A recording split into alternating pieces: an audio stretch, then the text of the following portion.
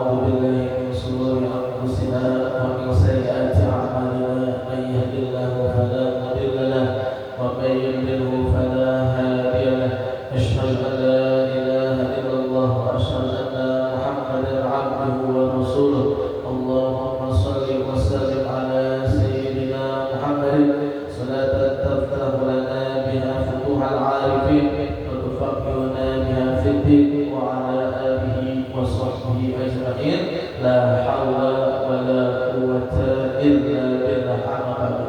Pertama-tama marilah kita panjatkan puji syukur kepada Allah Subhanahu wa taala yang telah memberikan kepada kita karunia nikmat. Mudah-mudahan dengan banyak nikmat ini kita bisa senantiasa maksimal beribadah kepadanya. Salawat dan salam senantiasa terlimpahkan kepada baginda dalam suri dan kita, yakni Nabi besar Muhammad sallallahu alaihi wasallam, dan juga para sahabatnya, keluarganya, dan kita selaku umatnya. Mudah-mudahan senantiasa diberikan syafaat yang kiamat nanti. Amin ya Allah ya rabbal alamin.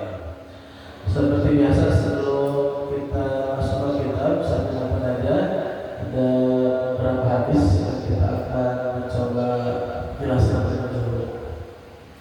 Ada di dalam hadis dalam kitab Nasaihul Ibad, dijelaskan di dalam kitab Nasaihul Ibad yang berbunyi salasun muhlikatun, ada 3 perkara yang menjadikan manusia binasa, yang menjadikan manusia hancur. Artinya dia akan dimasukkan ke dalam api neraka. Ada 3 perkara. Mudah-mudahan 3 perkara ini jauh dari kita ya. Mudah-mudahan tidak ada 3 perkara ini di antara kita. Tapi tetap 3 perkara ini potensinya ada di diri kita. Yang pertama adalah sukhul muto', yang artinya kikir yang terus ditaati.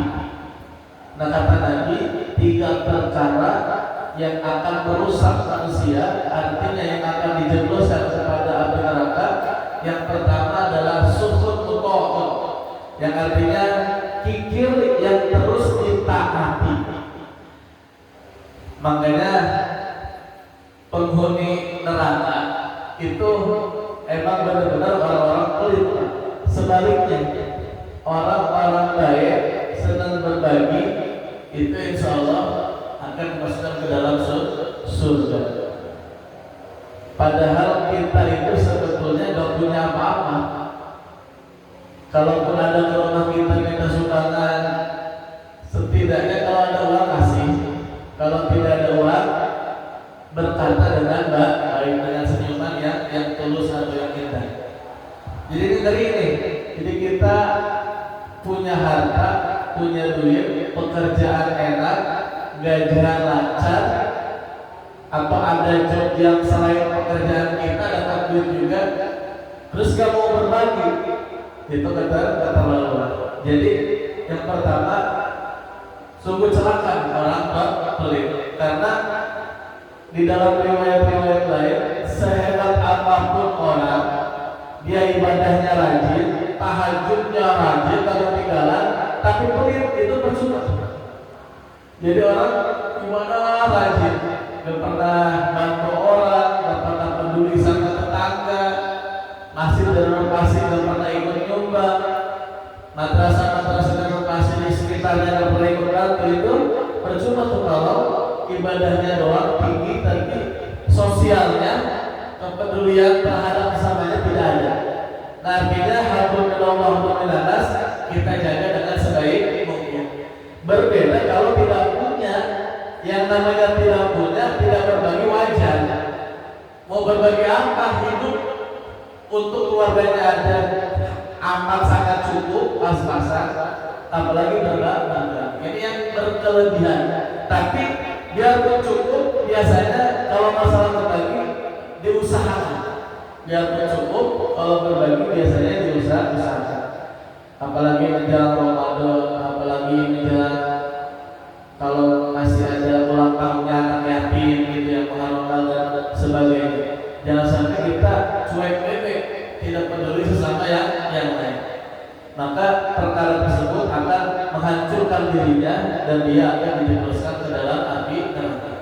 Gak bisa kita hidup tidak tidak berbagi. Harus berbagi, apalagi masalah rumah tangga. Ada nafkah wajib, bukan sedekah lagi, nafkah wajib. Kemudian kadang orang kepada temannya di luar keluarganya suka terakhir tuh, suka berbagi. Ternyata kepada saudara sendirinya di rumah dan saudara-saudaranya kadang suka tidak mau berbagi. Kadang kebalik ini, pada orang lain kadang mau berbagi, pada saudaranya, saudara bahkan tidak mau. Nauzubillah min dzalik. Maka mari kita jauhkan diri kita dari sifat kikir. Berbagi dengan apa aja boleh, tapi lebih baik dengan duit. Apalagi saudara atau tetangga kita yang tidak makasih. Karena di setiap harta kita ada sebagian harta orang lain. Kalau kita hidup itu kan suka dicontohin seperti parkir, seperti tukang parkir. Dia dititipin motor, mobil diambil lagi, maka dia tidak banyak bertanya, tidak banyak menjaga. Ya kalau diambil diambil lagi. Nah artinya kita tuh harus menjadi orang yang merasa dititipi, bukan dimiliki. Jadi sebagai manusia kita harus merasa dititipi. Oh ini ada harta dari kita, boleh jadi harta kita ini untuk orang lain, dititipkan ke kita doang. Besok-besok ternyata tetangga kecelakaan, ya wajar kita tolong. Besok-besok teman kita anaknya sunatan, ya kita kasih semampu kita naik. Jadi ada harta yang dititipkan kita sebetulnya untuk disalurkan kepada orang lain. Maka dari itu jauhi sifat kikir. Kenapa sih sifat kikir bukan sifat pelit sebetulnya? Karena tadi potensi manusia itu selain kikir, lawan katanya rakus. Terus itu sebetulnya rakus tuh lawan kata kikir. Jadi pengennya dirinya doang yang banyak hartanya, yang enak hidupnya. Padahal keluar lahir ke dunia membutuhkan orang lain, sampai meninggal pun membutuhkan orang lain. Dikubur membutuhin orang lain, digali dulu kuburannya, mayatnya dimandiin dulu, disolatin. Nah itu kita tidak bisa hidup sendiri. Nah, yang pertama adalah sifat kikir yang akan merusak kepada kita, keluarga kita. Maka didik anak-anak kita setiap Jumat yang bagi laki-laki ke masjid. Nah, jangan lupa masukin kelopak 2000 bareng ayahnya. Kalau anaknya laki-laki juga perempuan, ajarin sambil praktekin agar terbiasa berbagi. Nah itu yang pertama. Yang kedua, orang yang akan celaka atau rusak, artinya masuk neraka adalah wahawa mutsbi'un, yaitu selalu mengikuti hawa nafsu. Hawa nafsu diikuti, berbuat zalim diikuti, minum minuman keras terus diikuti. Makanya ada ya ayyatuhan nafsul mutmainnah. Nah ini orang-orang tertentu nih yang dapat nafsul mutmainnah. Jadi hawa atau ego yang sudah stabil, diajak kebaikan, semangat, mendengar kajian, rajin, ibadah, getol. Ini mudah-mudahan nafsu kita oleh Allah dikirim terus dalam kebaikan. Wajar karena manusia kan makhluk yang sempurna. Kalau malaikat kan taat doang ya, perintah Allah taat ditaati. Kalau manusia kan ada taatnya, ada tidak taatnya. Kalau bahasa lainnya yazid wa yanqus, al-imanu yazid wa yanqus. Kalau dia sedang naik imannya, maka dia sedang taat ibadahnya. Kalau dia turun, sedang mengikuti hawa nafsunya. Maka daripada itu yang kedua ini, hawa nafsu kita tolong dikondisikan, dikendalikan. Mohon maaf, zaman sekarang kan internet mudah diakses, apalagi bagi anak muda yang tidak terkontrol oleh orang tuanya. Mudah ya HP, internet, dan segala macam video-video yang melanggar hukum syariat dan sebagainya. Maka itu nafsu melihat sesuatu yang haram. Maka dari itu jaga nafsu kita. Nafsu makan sebanyak-banyaknya nafsu. Memang kalau makan kata Nabi, setengahnya buat makan, setengahnya buat minum, setengahnya buat nafas, agar stabil tubuh kita. Kalau udah kekenyangan, orang kan suka ngantuk ya. Udah kekenyangan suka ngantuk, ikut kajian karena tidur. Tapi nggak apa-apa, bagus ikut kajian. Nah, di setiap apapun kita harus punya porsinya. Nafsu ada yang baik, ada yang buruk. Nah yang buruk kita tahan. Jangan sampai melakukan hal yang melanggar Allah Subhanahu wa Ta'ala. Yang baik, sedekah, nafsu, berbagi, maka itu harus dijalankan. Nah itu. Yang kedua, nafsu kita dijaga, karena penghancur segala amal baik adalah nafsu. Kalau dengan tidak nafsu, manusia tidak akan hancur di ibadahnya. Karena nafsu aja berbuat sesuatu yang tidak ada manfaatnya atau yang banyak dosa. Nah itu yang kedua. Yang ketiga, yang mungkin banyak orang dirasakan, yang ketiga adalah ijabul mar'i li nafsihi. Yang ketiga adalah mengistimewakan dirinya sendiri. Perkara yang merusak seseorang akan menjadikan dia masuk neraka adalah ijabul mar'i, mengistimewakan dirinya sendiri. Bahwasanya dirinya hebat karena dirinya ibadah, dirinya hebat, berprestasi, jago dalam bidang apapun karena rasa-rasanya dirinya yang jago, bukan karena kehendak Allah Subhanahu wa Ta'ala. Nah ini apa lagi? Ujub itu perkara yang membanggakan dirinya.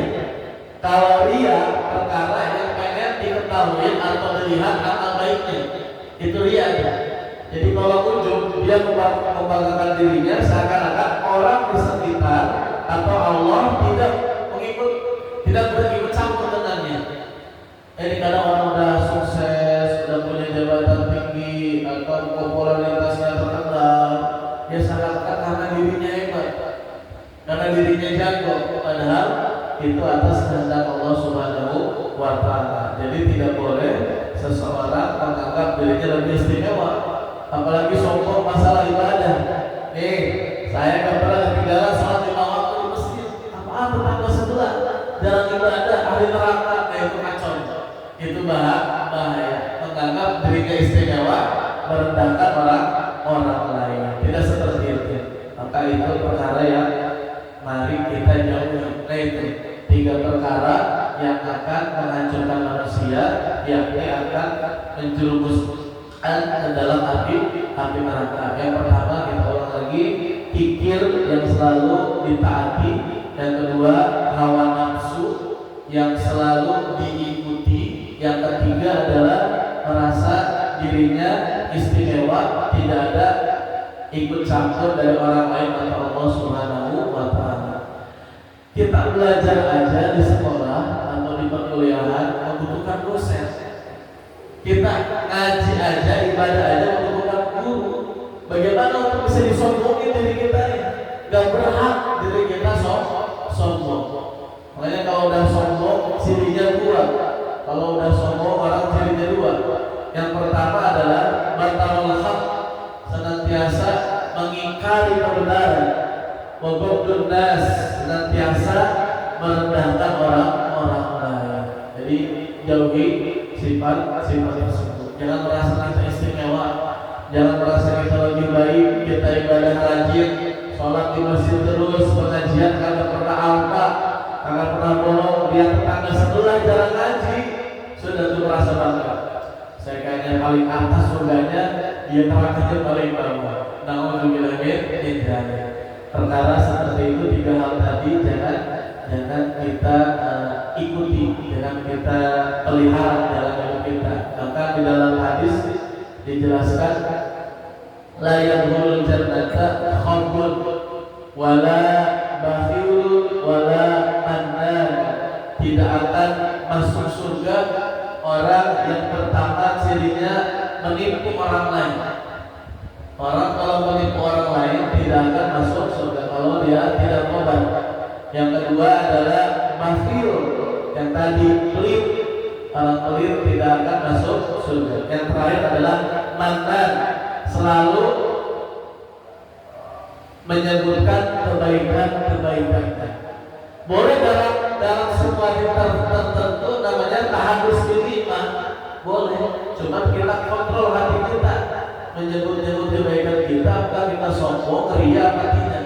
Nah, kalau udah bisa dikontrol, tidak ria, tidak sombong, itu namanya tahadus bilimah. Dan mudah-mudahan bermanfaat. Mari kita jauhi 3 perkara tadi, yaitu pikir, mengikuti hawa nafsu, dan merasa dirinya lebih istimewa atau lebih baik daripada orang orang